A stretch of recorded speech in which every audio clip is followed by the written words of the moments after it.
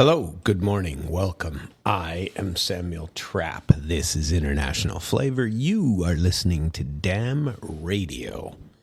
You can always listen to us live at damnradio.com/live. You can always hear good content from our constant gabbers. That's myself and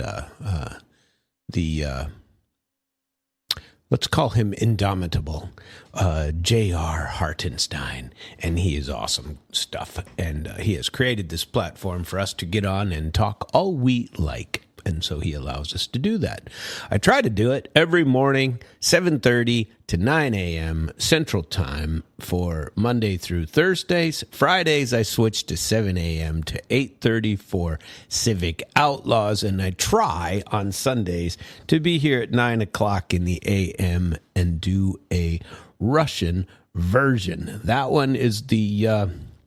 If I'm not prepared, I don't do it, because it's okay to be illiterate in one language, but it's not good to be illiterate in two. So I shall not be illiterate in my Ruski programy. I will be illiterate only in English, and there you have it. Well, there's news going on, so much news, but I think the most appropriate news to share here on International Flavor is news that has an international sort of flavor. Isn't that correct? That is what we were doing. So now we understand that a German tabloid has published nude photos. Now, we normally wouldn't get into the obscene, the lewd, except on Fridays when we discuss the state and the alcohol tobacco control and their obsession with lewdness, misplaced. However, now, since we're on International Flavor, we can say whatever we like about nude. And a German tabloid is publishing nude photos. Haven't been able to get to them yet, and I've been looking. Well, they show them. There's a nipple. Uh-oh. Where is ATC when you need him? How in the world can we be showing a nipple? Oh, this is horror stories for us here on Damn Radio. The female Ukrainian diver that was part of the crew blamed by the Western media for the 2022 bombing of Nord Stream 2. Severny Partok 2. By the way, last week, I think it was Andrei Peskov announced that one of the Nord Stream lines is now up and running and ready to pump oil into Europe, should they ask. So I suppose this little nude Ukrainian diver might have to jump back into water, and destroy some stuff. Ready?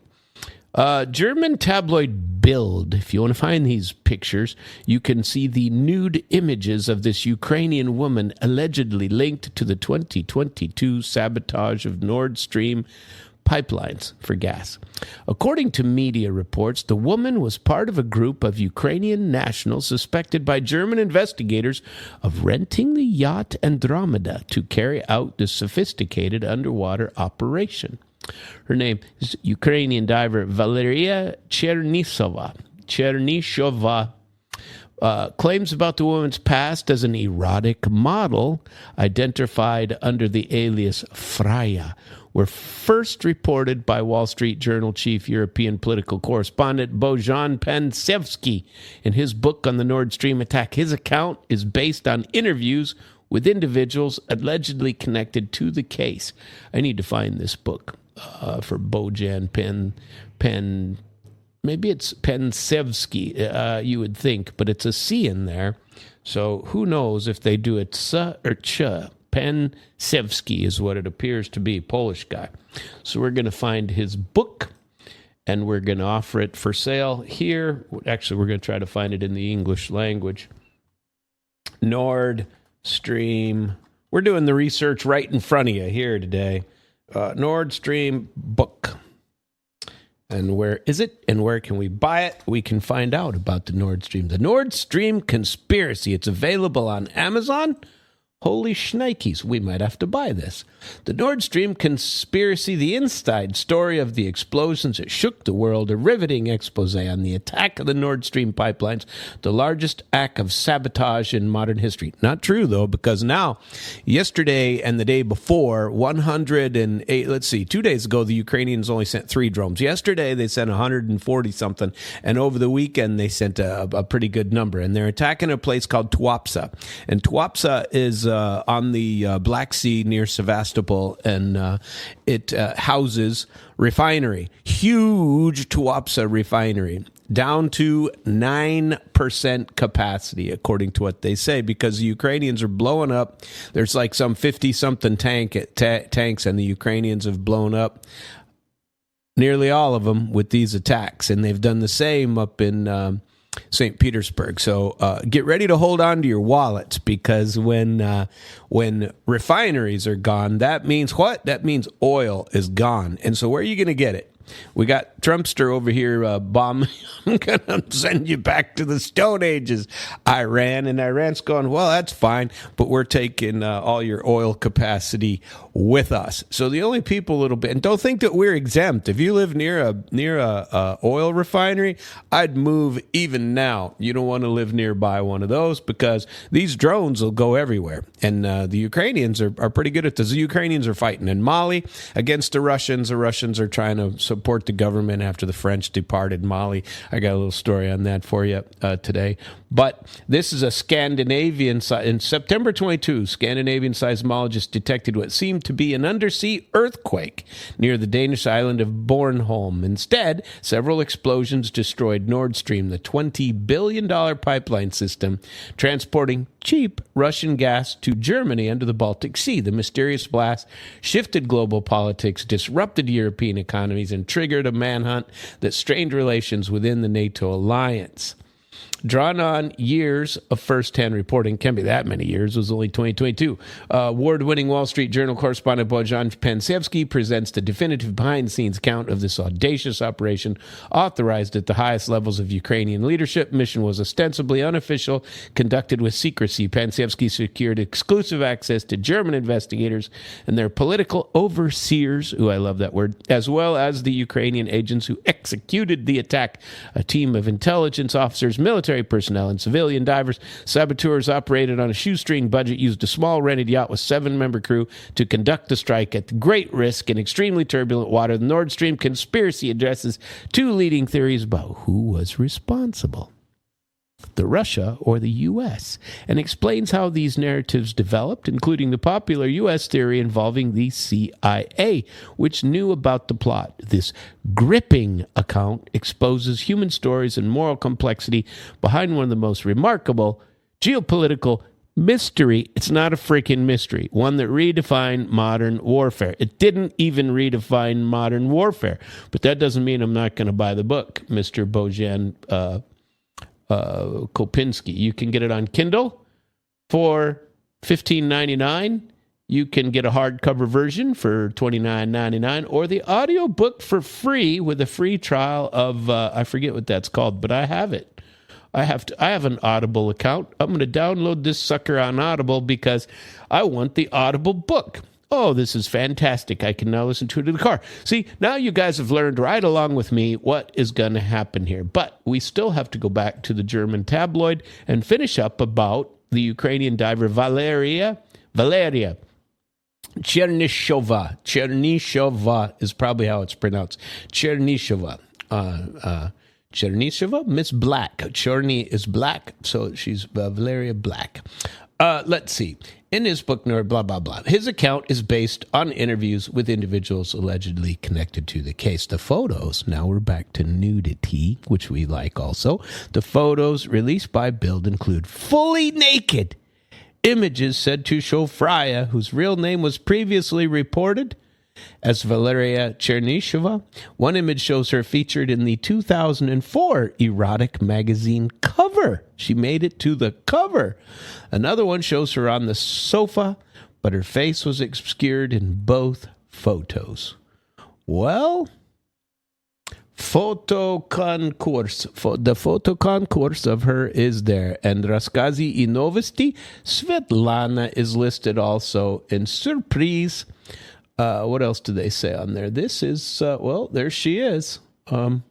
Russian officials express skepticism about Western media narratives surrounding the investigation, suggesting that these reports attempt to attribute responsibility to rogue Ukrainian actors for what Moscow regards as an act of terrorism backed or potentially even carried out by NATO.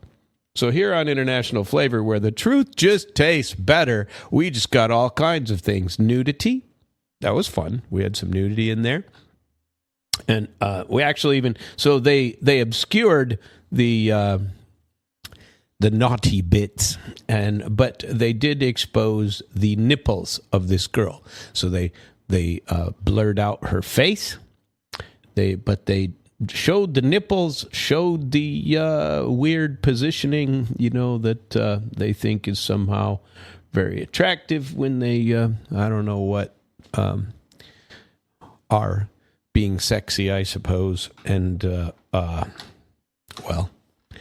you have it. All you got to do is get your copy of Bild, B-I-L-D, and you can see these photos. Or there's a dude named @Hansa4746 who, this is in Ukrainian written here, it looks like. In Nord Stream, he has the X post. You can go out there and see it as well because it's apparently on X. And you can see the entire show if we open it in the new tab. Yeah, this dude is named Ing, I-N-G, Honza, H-O-N-Z-A. And Ing has 7,000 followers, and he has posted these photos. But it's Ukrainian, can't read it. I'll have to figure out how to interpret Ukrainian at some point in my life, I suppose. But now it's too late for that kind of thing for today's show. I should have done it yesterday. Let's see. Mertz. Now, there's been some interesting stories. Israel has slammed Ukraine's Twitter policy, their Twitter diplomacy. Their foreign minister, Gideon Sar, says Kiev never has provided any evidence that the Jewish state is buying stolen grain from Russia. So now we have more disputes, all of these disputes. Israeli Foreign Minister Gideon Sar rebukes his Ukrainian counterpart on social media, saying Kiev has not provided evidence that Israel is buying stolen grain from Russia. Now, Israel buys a lot of stuff from Russia. They're actually very large partners of Russia. And there's a butt ton of Russians in Israel, Jewish Russians. There's tons of them. And they are in Israel. And so don't go thinking that Israel has any anti-Russian policies. It'd be very foolish to have them because there are tons of Russians over there. On Monday, Ukrainian Foreign Minister Andrei Sybiga condemned Israel for facilitating what he called Russia's illegal trade in stolen Ukrainian grain. Ukrainian media earlier reported that the cargo vessel Panormitis, carrying grain from Russia's new regions, so those are actually Russian regions, not Ukrainian regions, was approaching the Israeli port of Haifa. It is difficult to understand Israel's lack of appropriate response to Ukraine's legitimate request regarding the previous vessel that delivered stolen goods to Haifa. Sybiga wrote on X, adding that the Israeli ambassador was summoned to the ministry on Tuesday morning. In a rebuke to Sybiga, Sar wrote that that diplomatic relations, especially between friendly nations, are not conducted on Twitter or in the media. Somebody should tell the Trump administration that.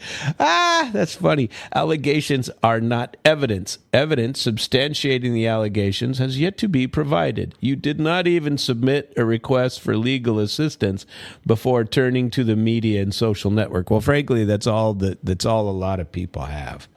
They don't have any facts, no reality, so they go to nude photos. They go to putting stuff out that is incorrect through the networks, or whatever their twist on the facts is. Relations between countries are tense as Ukraine has criticized Israel for not imposing sanctions on Russia or cutting its ties. Reuters, citing Ukrainian diplomatic sources, reported that Kiev would reserve the right to deploy a full suite of diplomatic and international legal responses if the ship is allowed to dock in Israel. Ukraine considers 5 regions, including Kherson and Zaporizhia, which joined Russia following referendums in 2022, to be occupied territory. Russia insists that for lasting peace settlements, Ukraine has to recognize its new borders. Isn't that crazy? Well, Israel is being attacked elsewhere as well, from the Black Cube stings to Pegasus spyware. Israeli intelligence firms have repeatedly targeted European politics, right? 2 proven cases of political interference by Mossad-linked private intelligence firms should have set alarm bells in Brussels. The EU's silence reveals how deeply the Israeli spy tech has penetrated the bloc. The European Commission claims that Russia interfered in every major European election of the last half decade. Yeah, that seems popular. Despite being proven wrong in France, Germany, Romania, Hungary, Bulgaria, and counting, the allegations have been enough to justify the Commission's activation of its rapid response system, a powerful suite of censorship tools that gives Brussels the power to decide what voters get to see and what they don't get to see on social media in run-up to elections. This year alone, 2 cases of meddling by Black Cube, a private intelligence company staffed by former Mossad and Israeli defense agents, IDF, have taken place in the EU without so much as an acknowledgement from Brussels. Posing as what did these cyber spies do? Posing as foreign investors, Black Cube agents recorded their conversations with associates of President Nikos Christodoulidis of Cyprus and released the videos days after Cyprus assumed the EU's rotating presidency in January. The videos, in which Christodoulidis' associates offered access to the president for cash, triggered multiple resignation and undermined Cyprus's stint at the helm of the EU. Another series of videos was released in Slovenia 2 months later, this time featuring associates of Liberal Prime Minister Robert Golob discussing similar pay-to-play arrangements within his Svoboda party. The recordings are widely suspected to have been ordered by former Prime Minister Janez Janša, who met with Black Cube executives in Ljubljana in late December. Slovenia held parliamentary elections less than 2 weeks after the videos hit the internet, and Golob's party managed to beat Janša's Slovenian Democratic Party by a margin of 0.67. Isn't that crazy? Wow. How deep does this Israeli interference in the EU go? The EU has stayed silent on both of these cases. Even after the Slovenian government described Black Cube's pre-election activities as a clear hybrid threat against the European Union and wrote to the European Commission President Ursula von der Leyen demanding investigation, the Commission has not publicly acknowledged receiving any letter. It is worth noting that the EU had skin in the game in Slovenia, dispatching 2 commissioners to Ljubljana to meet with JANSA, including Defense Commissioner Audrius Kubilius, whose office said that he was campaigning for EU defense readiness. Isn't that crazy? Yeah. However, the Commission's silence is baffling, especially given the fact that Black Cube has been active in Europe before. 2 of the company's employees were convicted in Romania in 2016 for spying on chief prosecutor of the Romanian National Anti-Corruption Directorate, and the company was reportedly hired by Hungarian Minister Viktor Orban, Prime Minister, to collect dirt on opposition NGOs in 2017. This lack of response is not unprecedented. According to investigative reporting, Pegasus spyware, developed by Israel's NSO group, has been used in nearly a dozen EU countries since 2016. Pegasus, which can be remotely installed on the cell phone without the target on somebody else's cell phone, without the target having to click a link, was used by EU governments to spy on journalists and political opponents, by foreign powers to spy on EU leaders, and by unknown actors to spy on the European Commission itself. Despite this, and despite the European Parliament urging the Commission to implement more rigorous control on software that could impinge the principles of democracy, good governance, the rule of law, and respect for human rights, the Commission has refused to act. The Commission likewise took no action when spyware developed by Israel's Paragon Solutions was developed in Cyprus, Denmark, and Italy, or when Predator malware, an analog of Pegasus developed by Israeli firm Citrox, was used in Greece, Hungary, Poland, Spain. Brussels' regulatory cuckoldry is exemplified by the ISS World Exhibition, an annual trade fair that takes place in Prague every summer under the EU regulators' noses. Spyware, surveillance, data mining firms openly hawk their wares to private and state customers. The event's leading sponsor is the same NSO spy group whose spyware was used against the European Commission. And according to Politico, the ISS World Exhibition is known within the industry as the wiretappers' ball. Isn't that wondrous? In the wake of the Pegasus scandal, European Commission has left it up to individual states to draft their own laws and practices governing spyware. Defenders of this position could make the case that Black Cube, NSO Group, Paragon Solutions, and their ilk are private companies and are therefore mercenaries undeserving of the same attention as the supposed threat posed by Russian intelligence agencies. They're all about Russian intelligence agencies having interfered with elections all over the world. But Israel's Mossad, well, that's not a big deal. And there are people who left and took their technology with them and created some more. Well, there you have it. However, this would miss how enmeshed these companies are with the Israeli state, and in particular with Mossad.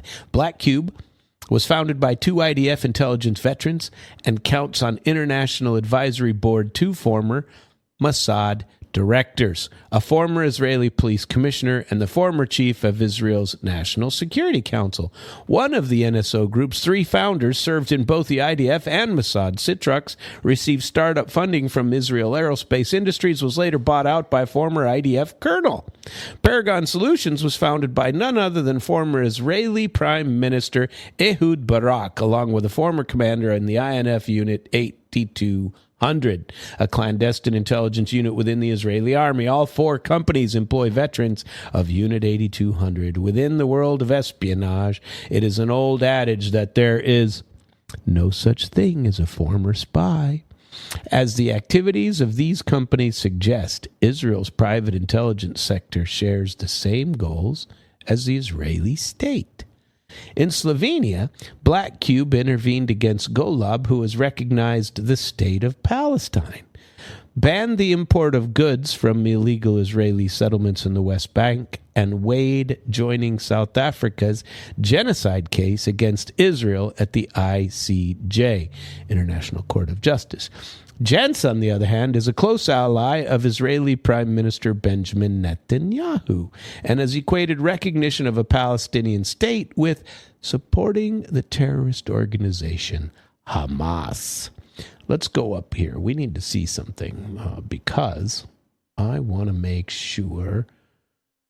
Slovenia held, and so the guy barely held on when they were fighting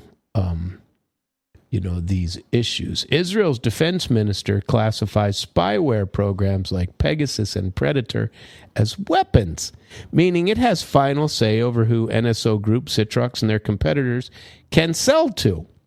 According to an investigation by Haaretz, export licenses for Pegasus were most often granted when doing so would advance Israeli foreign policy interest or an implicit exchange for the purchasing country signing trade agreements with Tel Aviv or voting with Israel at the UN. Wow. So two interesting things there. Number one is that they classify spyware programs not as some administrative, I don't know what, platform, non-lethal. They count them as weapons. And so they have to regulate their export and approve all of the sales and who they're sold to. That's kind of interesting. And the other thing is that they only sell to people who support Israel. Now that makes sense if you classify it as a weapon. America shouldn't be out selling weapons to Iran, should they? I mean, what if we sold them the weapons that we were, now blowing up, kind of like we did in Iraq?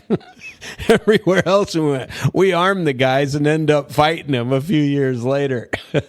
That's how it works in America. But in Israel, they actually have a policy of not selling weapons to enemies. You know what? That would be really funny to just do a quick search on has the U.S. sold weapons to Iran? Let's see what it says. Yes, the U.S. secretly sold weapons during the mid-1980s, called it the Iran-Contra affair. Reagan administration had facilitated these sales in an attempt to secure the release of American hostages held in Lebanon and controversially to fund Contra rebels in Nicaragua using the proceeds, bypassing congressional bans on such funding. The deal: in 1985 and 86, U.S. shipped over 1,500 missiles to Iran. That's so they could tear them apart and learn how to make them. The primary goal was to free U.S. hostages, though the sales occurred despite a public vow by Reagan never to negotiate with terrorists. The scandal in November 86, the secret sales were exposed, revealing that officials, including Lieutenant Colonel Ollie North, remember that guy, diverted millions of dollars in profit to anti-communist rebels in Nicaragua. The actions violated U.S. arms embargo against Iran and legal restrictions on funding Contras. Before the 1979 Islamic Revolution, the U.S. was a major supplier of arms to Iran, but in 1980, sales were covert, illegal, and controversial. Back in history. Well, these things are terrible for all of us. Isn't that so? Let's see. I wanted to play for you even because I think it is important. So when we first started the show today, we started talking a little bit about Tuapse and Tuapse being hit again. And I think it is something that I'm even going to share with you on Tuapse, because I think that they have really done some damage in Tuapse. And I wanted, people need to be aware of this sort of thing. And I think I'm at the right spot, but I'm not positive. Because we're going to find the Tuapse oil refinery, which is right in here, and talk about it. Okay? I'm going to let you hear it from we're gathering it mid-course. Mid-course is where we are, and you might hear a little bit about some Ukrainian activity first, but we're going to talk about Tuapse, or we're going to listen to this about Tuapse. Here we go. 27th and the 28th of April of 2026, the Russians stated that the Ukrainians used hundreds of drones to attack the theater of Russia, and the Russians reported that more than 186 drones were destroyed over Russian regions overnight. And the sources are saying that the biggest number of drones were recorded in the direction of the city of Tuapse. And the thing is that the Ukrainians during the previous night once again attacked the Tuapse oil refinery, and we received lots of updates on this matter during the previous 12 hours. And this is basically the first picture that was published by pro-Russian sources and by pro-Ukrainian sources. Here we can see just a fire after a massive attack on Tuapse, the oil refinery, which was recently extinguished, was hit again. And this morning we received lots of videos from the city of Tuapse and from the Tuapse oil refinery. And as we can see, once again, the Ukrainians attacked this oil refinery. And as we can see, according to this video, the Tuapse oil refinery was significantly damaged by the armed forces of Ukraine. Basically, the Tuapse oil refinery is about to be completely destroyed. If you remember, just yesterday we discussed some numbers regarding this situation. Let's discuss them once again. So according to information we have during the previous attacks that's been taking place that have taken place since the beginning of April of 2026, the Ukrainians managed to destroy 24 tanks, or 52% of the Tuapse capacity, of the Tuapse refinery capacity. Furthermore, 4 tanks were damaged, or 9%. And by the end of the 26th of April of 2026, the Russians had only 18 tanks, or 39% of total capacity of the Tuapse refinery. And right after we discussed these numbers, the Ukrainians had the Tuapse refinery once again, and it seems that the Ukrainians managed to deal damage and to destroy more tanks in this area. For example, these are the map of fire anomalies, and according to this map of fire anomalies, we can say that some tanks in this area and in this area were completely damaged and destroyed. Once again, we have lots of videos. It's not just the thing that the Tuapse refinery was damaged or maybe even destroyed. This is an ecological disaster. We know that lots of problems with oil and local sources are trying to stabilize the situation, to fix these things, but it seems that now it will take a lot of time before the Russians are able to stabilize the situation and to restore the Tuapse refinery. But telling the truth, it seems that the Russians won't be able to repair or to fix the Tuapse refinery before the end of the conflict with Ukraine, because obviously the Ukrainians will continue attacking the Tuapse refinery until they reduce the total capacity of this refinery to 0%. Furthermore, according to information we have, during the previous days, the Ukrainians attacked deep inside of the territory that are under complete control of the Russian forces. We are talking about Zaporozhye, Donetsk regions, and here we can see how Ukrainians... Yeah, we don't really need to worry about that. We're going to take a tiny bit of a break, and we're going to listen to some Tiesto and featuring... I like listening to songs like that. I don't know why. So that was actually Sarah McLachlan, and but it was done by Tiesto remix. So a lot of these people, like there was a really good Eminem with oh man, what is her name? I'm terrible with names. I'm just one of those people, and I very much apologize for it, but I can't remember it. But I like to listen to remixes like this, and you can go and see the creativity of some of these whatever deep house people or however they create the music. And internationally, I told you before that I went to one of these. I think it was in Uzbekistan. It might have been Kyrgyzstan, but I think it was. No, maybe it was Kyrgyzstan. I think we were outside of Bishkek when we went there, and it was. I mean, here going to they had some kind of a concert in St. Louis one time, and I went to it, and they took huge area.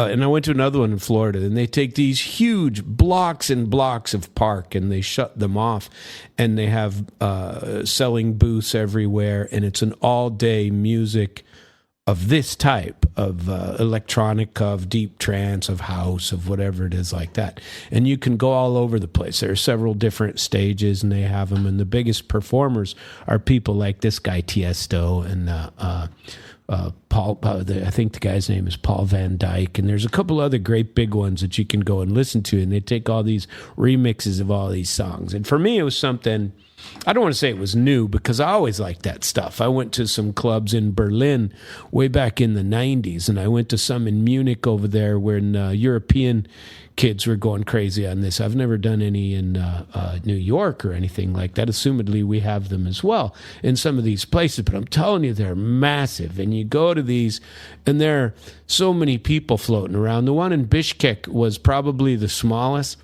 and you know what? That was in Bishkek because we rode a cable car up a mountain that day in order to get there. So Bishkek is flat.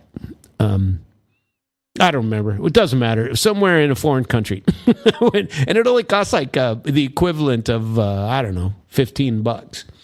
And here you'd pay several hundred for that. You know what I mean?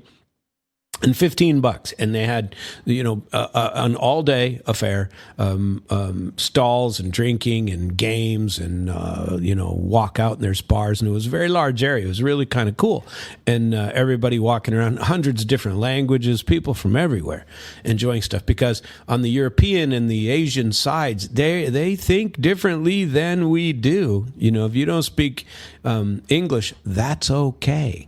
A lot of them don't speak English either, and and so, but having a different language isn't necessarily a bad deal. You know what I mean? And it was, of course, that heavy prevalence of Russian with people that spoke from former Soviet republics or from wherever else, Kazakhstan, Kyrgyzstan, and Uzbekistan are all former Soviet republics, so plenty of Russian spoken down there anyway.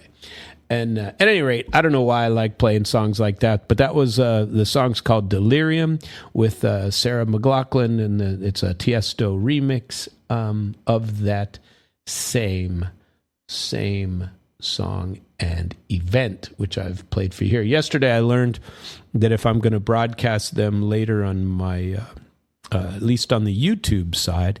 Now, we have licenses for all the music we play here. We can play any song we want. We can get any story. It's part of the licensing of having a radio station, right?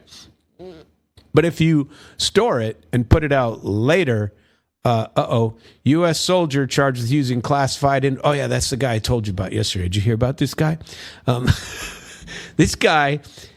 Where is he? This is a story that has to be known. So when I served in the military, I had a top secret U.S. government clearance, top secret TSI, highest level you could possibly get, because I was working on the Nevada nuclear test site. We worked with Soviet and Russian communications that would come in from various sources around the world, whether it was bounced radio signals, whether it was spy stuff, whatever. And we had satellite photo imagery and stuff like that. All the stuff that now you get on Google for free, back then was huge money and huge dollars. And there were a couple of times when I served, okay? Some of these stories would come out when I went to Russia, okay? And they would always warn us. You'd have a briefing before you left, a briefing when you came back, say what you said, right? And back then, we would take these little mini satellite phones with us, which were really crazy. They had these fold-out dishes that you put a communication dish, on your hotel balcony, and you point it in up to the sky, and then you get to make a phone call once a week to your family. But it was incredibly expensive. And so you'd get 10 minutes on the phone, and I was in charge of having the satellite phone that was this huge freaking thing that would satellite up. And one day, we did them every Sunday. I'd let people come into my room. We'd go out on my, what do you call it? My a balcony. And I was, the one I remember in particular was when we were in Moldova. And so I was in Moldova for like 18 weeks, and they got used to us after a while. But we had this mini dish. They come out in this huge box, and I had to carry it around. And you had this huge, foam-filled crate or case that you would put it in. You open the thing up, and you take it out, and you put your satellite phone up, and you begin to speak on it, right? And couldn't have been first time we had it up. I swear to God, it couldn't have been 15 minutes. Some guy comes up, knocks on the door, and he's, KGB dude or security, Akhrana. He was a security, and he says, "Listen, you're not allowed to have a satellite here." And I said, "Well, it's not a satellite; it's a phone. All it is an antenna. Obviously I can't launch a satellite from here." And, it's a phone. He goes, is it registered? I said, "Well, I have a diplomatic passport. Here it is. They saw, they know we bring it. We bring it every time we go, go check with whoever you got to check with. If you'd like us to wait, an hour or two, I'll wait an hour or two. But this is how we communicate and get our phone systems. So that you don't listen to our phone calls to our spouses. It's crazy. We make a call once a week." And so he left, came back half an hour later and said, it was like he didn't have anything negative to say about it, so he let it go. And they got used to us, I guess. They didn't do anything else about it. But the first few times, somebody'd come up and knock, and we'd say, it's only, you can't have that. And part of it was they couldn't have it because they didn't want people looking out and thinking, people were walking down the street and somebody might look up and see us with a friggin' satellite. And, we're obviously doing something, a satellite phone, and obviously doing something improper. And we weren't. That was just how cell phones were back then. So remember the great big box phone you'd put in your car? I remember having one of those for certain purposes. It was in our van that we would cruise around with the Russians. They were very impressed. And do you remember the ones on airplanes? When you'd go in the airplane would have this big ass phone that was on it was like a brick. It was a large, more like a concrete block than a brick. And they bring it over, and you could make a call, and the phone call had cost you like $50 or something crazy. That you'd make a call, speak for 3 minutes, $50, and that was. Those were the days, huh? And now it's nothing. You get Wi-Fi if you buy your Wi-Fi plan when you fly Turkish Airlines, it costs $15 and you get free Wi-Fi the whole way. And maybe it's 30, maybe it's only 15 for a 2-hour pass, but you want it for the whole flight. It's like $30 or something, and it's a 12, 13-hour flight. It's worth the money. And most of the time, it works. Complete internet all the way across the ocean. These are different times. But back then, people were worried about spying and were worried about using insider information a lot more than they are today, right? And so when we would go over to Russia, we would get told about all of these worries. We would worry, make sure that everything was going the correct way. And then they would say, don't end up like soldier so-and-so. He went over there and had a girlfriend. Middle of the night one night in the same place in Moldova. I was there 18 weeks. Some chick comes and knocks on the door at like 2 o'clock in the morning. And whoa! I opened the door and was like, oh my God, this is an attractive girl. And in nice, fluent Russian, she says to me, are you... needing company of some sort? I said, I truly am, but it would be a big mistake for me to get company at this period in history. Thanks for stopping by. I booted her out. Well, some people didn't. And, crazy stuff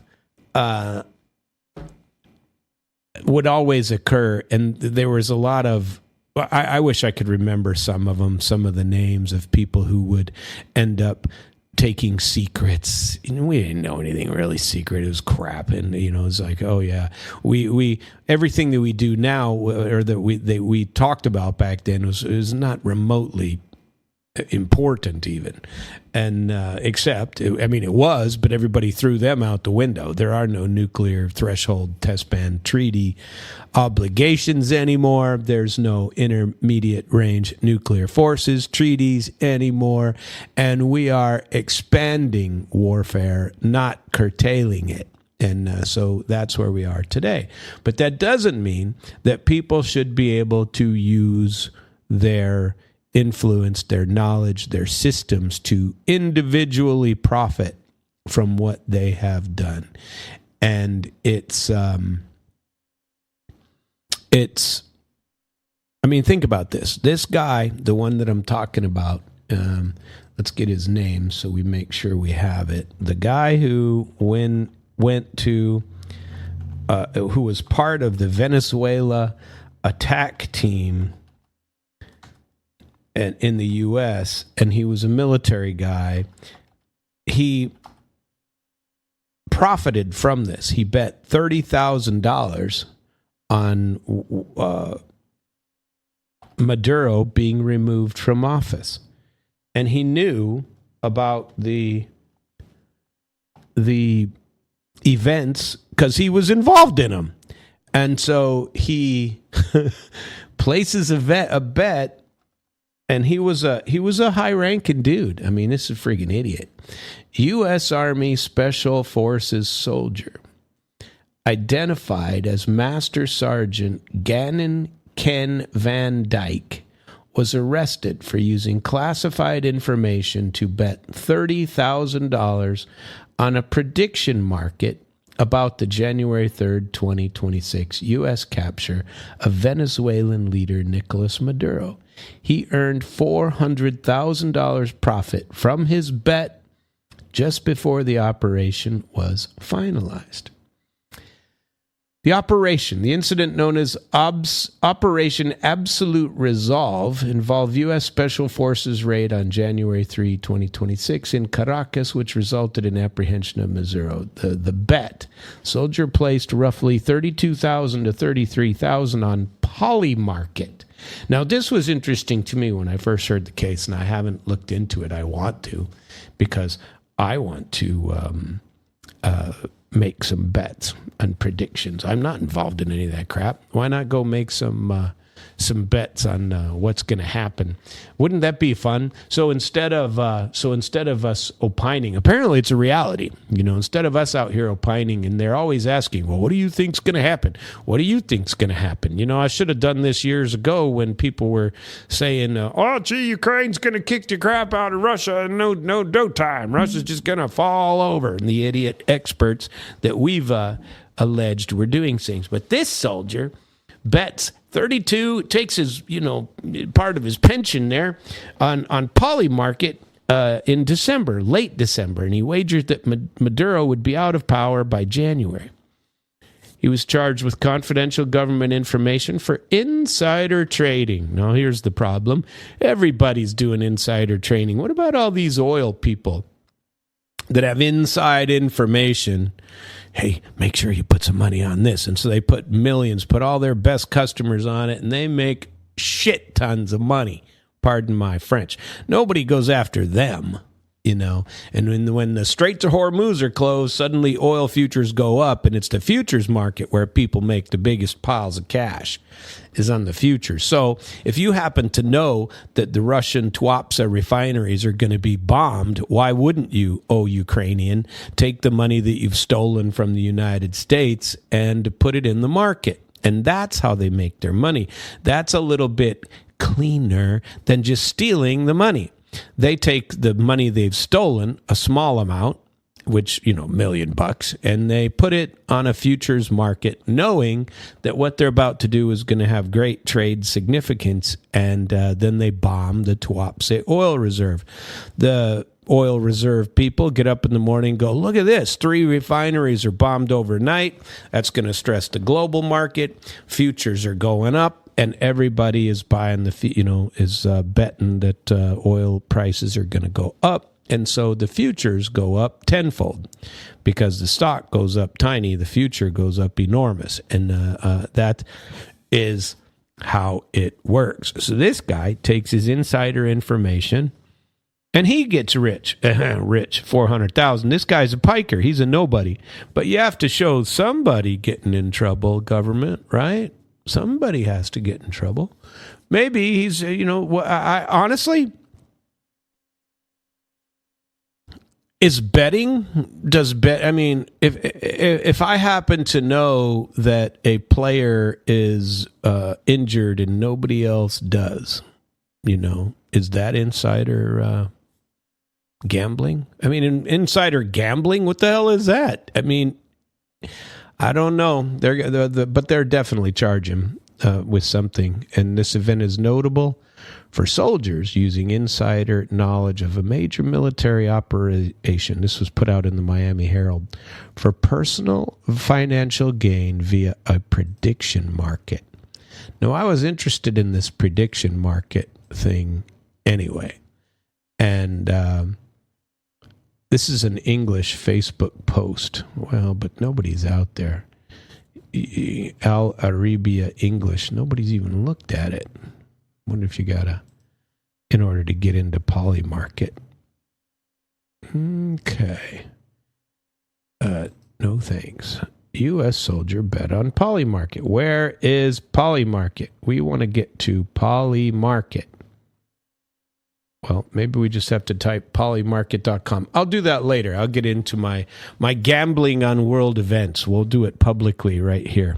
We'll take $10 and put it on what people think. So someone gave a prediction to me not long ago that all of the debt, United States debt, would be liquidated by the time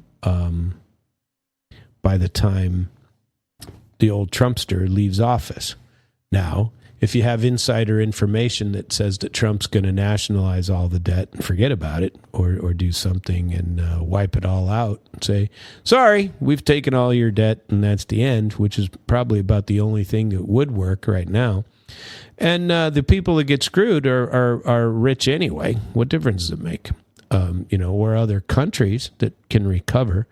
If you want to screw Europe, you want to screw Japan, you want to screw China, then nationalize debt. Say it's done, it's over, and we're not paying it. Sorry, we've had to take bankruptcy, and we're only doing it once, but we're gonna open it. That actually makes a hell of a lot of sense, to do it. I mean, the world's a mess anyway, right? I mean, if the world is a mess anyway, what difference does it make? If we're bombing refineries all over the planet because we don't like the people that own the refinery, and the only refineries left are going to be U.S., maybe. It's a good thing. We've already stolen all of Venezuela's oil capacity. They don't have any, and now we've taken that. We're trying to get Iran's or blow it up. Iran is responding by blowing up everybody else's capacity. We're blowing up Karg Island. The Ukrainians are blowing up all the crap in Russia. And the Latvia, Lithuania, Estonia, Poland are allowing them to route and Finland are allowing them to route their drones through their territory so they can hit Russian areas up north, which is frankly a war crime. And so is a lot of the other stuff that's going on. It's a war crime to destroy infrastructure anyway. All of these are war crimes. Are you aware of this? And they are not supposed to occur, and we are using it as the tail twister, and nobody pays attention to it anymore because, well, Iran's just the face of evil, right? And Russia's just the face of evil, right? These are people that think differently than you do, and so therefore they are the faces of evil. So now we all have to get on Polymarket and make bets. So that's what we're going to do. From now on, I'm going to try to look on Polymarket every day and find the bets that are the most ridiculous, and we're going to take some and see if we can't make some money on the Polymarket. Now, so you wonder if it's any different than, Friday we're going to do a little bit on the VLT, the video lottery terminals, and all the crap going on in the state of Missouri about that right now. And that'll be fun. And talking about let's call it incongruence of thought processes on these things. That they're evil. We have to be sold that these are evil machines that are putting gambling everywhere. Gambling is gambling. Life's a friggin' gamble. What do you care if somebody chooses to spend their money on it? If you want an evening, you go to a casino. You do what I do. You dress up. You take what little money you have to throw together that you can afford to lose. Never go with money you can't afford to lose. And you call it an event. They usually have good restaurants. You go find a good restaurant inside. Hopefully you go regularly. I like to go and play Texas Hold'em and do tournaments like that. That's kind of entertaining and fun. And, I've made it to the final table several times, at some of these places, and it's a lot of fun. I've made a little bit of money on it, usually not. You're out in, first couple of tables, cards aren't with you, or you're not a good player. I suppose it is a profession. It's not gambling if you're playing against me. Because I read the cards and I bet the cards. I never bet playing games. I just don't do that. I either have it or I don't. And if I don't bet. And that's the problem. If you don't have it, you're still supposed to bet and play the games and trick somebody and think. And it's like, well, no, that's not what I do. So for me, it's better to play against a machine, because a machine doesn't have any of those feelings. There, it's straight percentages, and the percentages. Play blackjack, it's straight percentages. There is no skill in playing blackjack. There is in knowing how to bet in blackjack. But these other things, the way this, what do you call it? Now, I've forgotten the name of it already. Damn it. Now I can't remember where he bet. Polymarket. We have to remember that. We're going to have to print this, or at least send me the link so that I have it. You know what people do these days, and what I do frequently, is I just break out the old handy dandy phone and I take a picture of the screen. And, you can turn anything into a PDF these days. It's great. And so you ship it off. You turn it into a PDF. Well, let's see. We still have a couple of things to go over. So NATO is... Get this. Well, you know what? We should throw a song in there just because I like to put songs up. Let's see where we are in my history and see if we can find... the history of Sam on YouTube, because I do listen to some pretty good stuff on the old YouTube. And let's see. We're going to find... Oh, there's a Russian one that I might play for you. No, I'm going to do something a little different. Oh, there's Burt Reynolds. Oh, that's actually Norm Macdonald playing Burt Reynolds, but that's pretty damn funny. He actually almost looks like him in the photo. So we're going to go to an orchestra. So yesterday I found some orchestra music that you would not believe. It is the OTA Orchestra Samara, the OTTA Orchestra and Samara Philharmonic Academic Symphony Orchestra in Greece in 2019. And this was... just a very good orchestral performance. There's a video of it, and the video's pretty fantastic also. And but this is the wrong song. Where's that other the guitarist. She must be out there somewhere. Let's make sure. No, because... Well, we're just winging it today, obviously. Putting stuff together. Don't know what the hell we're doing. So I wanted to play for you the Il Bruto, the live orchestral version of, what's his name? The Good, the Bad, and the Ugly movies. Holy shnikes, that is some good stuff. And let's see. We wanted to go to... Is this the one? No, I don't like you people. You're driving me crazy. Well, it doesn't matter. We're going to pick one because we're going to take a break. And so we were going to find the shortest one in the group. And this is going to be a new one for me, but we're going to listen to it. And this is OTA Official, OTTA, if you want to hear some really good stuff. And we're going to listen to them play. Here goes nothing. Join in the clapping on that one. So that is some pretty good stuff, and that is the one I wanted. It's called Royal Safari. It was done actually in 2018. It's the OTA, OTTA Orchestra. You can find them on YouTube. And I usually do background music in the office, and so sometimes I'll put on like a orchestra, or I'll put on those long play deep house stuff in the background, and have it put there and in the background. So, but sometimes I play these orchestral things, and I really like them. And if you I haven't gone to the symphony in a long freaking time, and I'm thinking I need to become a better citizen and go watch some of these. But I have some deep feeling. I listen to this deep feeling stuff. French music, Italian, Cuban. I just put one on and I have it, play in the background. I like all the international stuff, and you come across some great music that way. And that last one, isn't songs and anything like that. And what is this on the screen here in the studio? Why are the communists unafraid? If I knew how to use this TV stuff, I would pull it up for you. Maybe I'll have to ask JR for a lesson. And so here they are talking about communists being unafraid. Well, why would communists be afraid in the first place? Communism, they pump down your throat as something evil and horrible. No, it's not.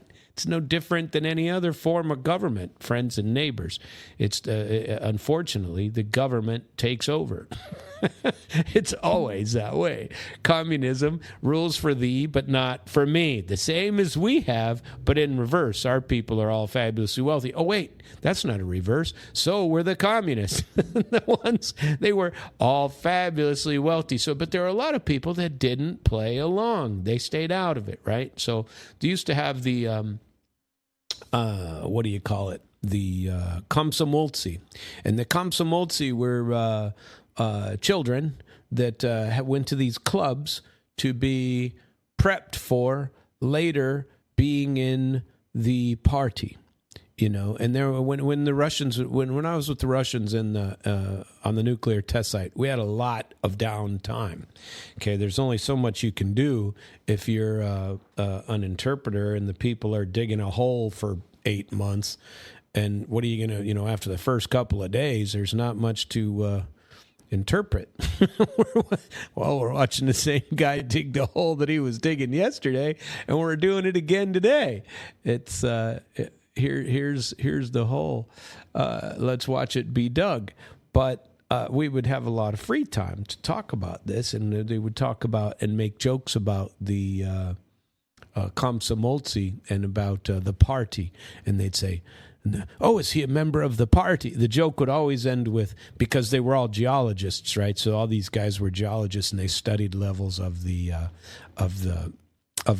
layers of the earth, and so that you could put in exactly the same layer at every spot. So every day, one of their jobs was to take whatever came out of the hole and analyze what came out of the hole. Say you went 10 feet a day, and I'm making this up, but say you went 10 feet a day, and they have these huge 10-foot wide diamond bit blades that are drilling these enormous holes, and tons of money. And they go down there, and then they would suck out all the stuff that they pulverized and bring it up, and then all the geologists would review what was taken out. Or they would go down and take a core sample at that depth, right? You take a core sample where they go out and drill into the side of the hole, pull out a 3-foot long core of what is there, and say, this is the core of what it is, so that when you filled it back up, you would go.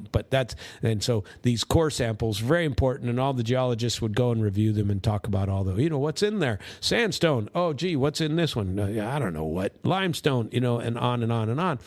And when you filled up the hole, you had to fill it up with the same sort of material all the way up the hole. So you got your layers of earth, and each layer up the hole for the whole 2,000 feet, you would fill in the same stuff that was there before, so the science could work. So the science wasn't improper, although it's a freaking nuclear bomb. When it blows up, all that crap's gone anyway.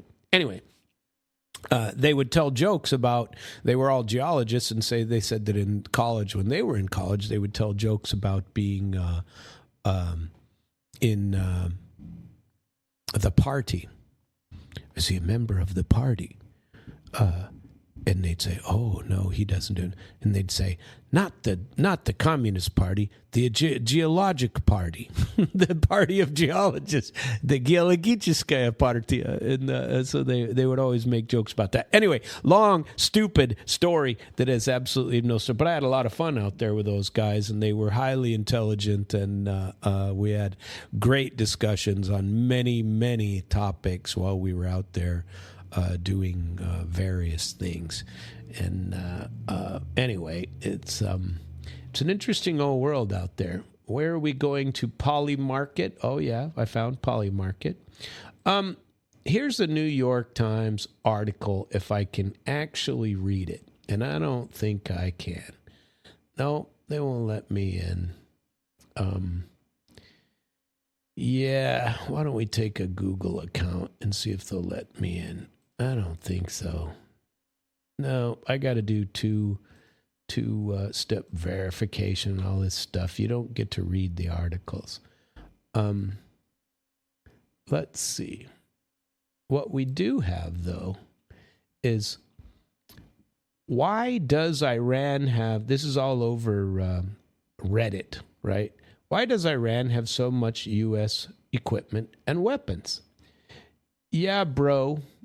They blame Reagan for this all the way off. So they're still holding the issue as being all a failure of Reagan only. I'm telling you, these people are selling weapons to everyone. And by the way, guess who sold a lot of weapons and what they resell? These people got it wrong on Reddit, in my humble opinion. There's this dispute that went on through the whole, forever. And the fact is, and these are facts, these are not, I don't know what, dreamings of somebody. This is the fact. Ukraine has been caught on more than one occasion reselling U.S. weaponry and selling it to enemies of the United States. And it's happened repeatedly. It is not new news. It's happened all the time. Oh, boy. Gavin Newsom wrote a new book. Oh, he bought 67,000 of his own books to boost it, apparently. That's what it says. And his book says, A Young Man in a Hurry. That means he's running for president. You write a book, you're trying to get people to know about you and hopefully be interested in you, but maybe no one is, and so they have to buy, you have to buy your own book. Curious. Well, let's see. We never did go through enough about the nude pictures of that girl from the beginning of the show, did we? Going to have to buy Build, I suppose, and get a membership to that. Maybe if they're posting nudie photos of Ukrainian divers. So Ukrainian women are some of the most beautiful in the world, that's for sure. Senior EU officials have been targeted with Israeli spyware. That comes to you from the Reuters. Lady named Raphael, that's a guy, Raphael Satter and Christopher Bing. Wasn't there a Bing on Friends, Chandler type? Mm-hmm. I don't know. We're going to go back to Ukraine.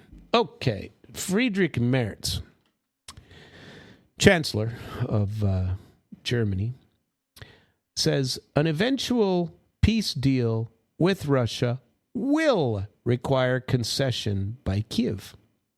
Ukraine may have to accept territorial losses in a peace deal with Russia to keep its EU membership hopes alive, German Chancellor Merz said yesterday, Monday. Moscow has maintained that for a lasting peace, Kyiv must pull its soldiers from the regions of Donetsk, Lugansk, Kherson, Zaporizhia, as well as recognize Russia's new territories, including the Crimea. All the regions overwhelmingly voted to join the Russian Federation from 2014 to 2022. What in all this, you have right to self-determination. Not if you're Ukraine and you want to kill Russians. You don't. Hopefully, here's Friedrich. Hopefully, there will eventually be a peace treaty with Russia. Then, possibly, part of Ukraine's territory will no longer be Ukrainian, he said during a speech in Marsburg, as cited by several sources. For Vladimir Zelensky to push through a referendum for such a decision, he could tell Ukrainians, I have opened the path to Europe for you, he said. Now, the Ukrainians, in large majority, are not for continuing the war. They just aren't. And so, the last ones that I saw say that he's down to a popularity rating well below 50%, 30%. And that he would not certainly be elected president at present. And it was just a couple of days ago. I think there's only 5 days left until he has to extend martial law again. And he's already, trying to push it through. And Merz added that the EU could then initiate steps for Kyiv's accession, but warned that Zelensky's timeline for membership are too optimistic. Zelensky has the idea of joining the EU on January 1, 2027. This will not work. Even January 1, 2028 is unrealistic, said the German chancellor. Zelensky has for months demanded that Brussels give Ukraine a clear date for joining the EU. He's also consistently rejected accepting territorial losses. However, the economic bloc accession criteria demand prospective members have no unresolved border disputes with their neighbors. Moscow stresses that any stable peace, and they've always stressed this, has to include the withdrawal of any Ukrainian troops from the parts of the Donbass still under Kyiv control. That's Donetsk and Lugansk. Moscow has also said it does not oppose Ukraine joining the EU, but has criticized, what Foreign Minister Sergei Lavrov describes as its metamorphosis, EU metamorphosis into an aggressive military political bloc. I happen to agree with that. It didn't used to be that way. For his part, apparently, Putin knows how the war is going to end. Let's see. Russian adversaries are busy thinking about how to shape the country's victory in the Ukraine conflict, says President Putin. He made the remarks in response to comments by the head of the local legislature of the city of Nizhny Novgorod, Yevgeny Chintsov, during a meeting with representatives of country's municipalities. Chintsov said that nobody, including the enemy, doubts that conflict will result in Russian victory. Well, that is absolutely true, Mr. Chintsov, Yevgeny. Putin agreed, but appeared to caution against making overly bold statements prematurely. Yes, they are just thinking about how to shape it all. We'll see. However, military action is always a very complicated and dangerous thing. We know how everything will end, but we will not make any public statements about it. We will simply strive to achieve the goals we have set. They've been pretty steadfast in this resolve and saying, well, we know what's going to happen. Is that a, oh my goodness, they have another guy being another guy girl on TV. Oh boy. Sometimes they're just not very attractive. Okay. If you want to be, most of the time, in fact, they're just absolutely not attractive. And, perhaps if you're going to be a woman, you should look like a woman. That's unfortunate. Early in the conflict, Moscow outlined the goals it seeks to achieve through the Ukraine operation, maintains they have remained unchanged ever since. And that's true. These include demilitarization, denazification of the country, and protection of Russian speakers, as well as ensuring Ukrainian neutrality. Did you hear the thing the other day that the EU wants Ukraine to implement laws protecting minorities because they're not protected? Additional goals that emerged later include the recognition of the formerly Ukrainian regions that voted to join Russia. Moscow repeatedly signals its openness to resolve the hostility through diplomacy, which doesn't exist these days, should its demands be met, while maintaining its readiness to achieve the goals by force should negotiating efforts ultimately fail. Territorial issues have become one of the main obstacles in the negotiation, as Kyiv repeatedly refuses to withdraw its forces from the parts of the Donbass it still controls. It's very small, those parts that they do control. They're tiny. We started this show with Tuapse, and I don't think I have time to get into this article to finish it. But Ukrainian drone strikes on Russia's Black Sea port city of Tuapse are worsening the global oil crunch caused by the U.S.-Israeli war. Multiple Ukrainian drone strikes hit Tuapse, densely populated port in Russia's Krasnodar region, having targeted of the refinery and adjacent marine terminals. Regional Governor Benjamin Kondratyev, reported fires at the site, including a major blaze at the refinery, prompting evacuation of citizens and emergency response. The attacks led to high-risk air pollution, with residents advised to use respirators as an oil spill destroyed miles of beach on this resort town. Kondratyev also released a video from the town filled with smoke, with a cleanup operation ongoing at the beach. Speaking with reporters Tuesday, Peskov confirmed that Russian President Putin has been briefed on the situation. Kyiv regime once again has struck oil storage facilities where the oil is intended for export operations and for fulfilling export contract obligations, he said. These are frightening times, people, and oil continued to target all over the world, including in Russia, Iran, Venezuela. My name is Samuel Trapp. This is International Flavor. I'm glad you participated in today's program. Please come back again tomorrow. The biggest day in radio history at damradio.com/live. We have this history that we get to go through, and Wednesdays are fantastic because there are a lot of shows, a lot of content, and you should tune in and listen to it all. I very much appreciate each and every one of you being here for International Flavor, and I look forward to seeing you bright and early tomorrow, 7:30. Well, it might not be so bright. Lots of weather in our future is what people are saying. Have a very good mid-Missouri day, or wherever else you happen to be located in the big, wide, international world. Bye-bye.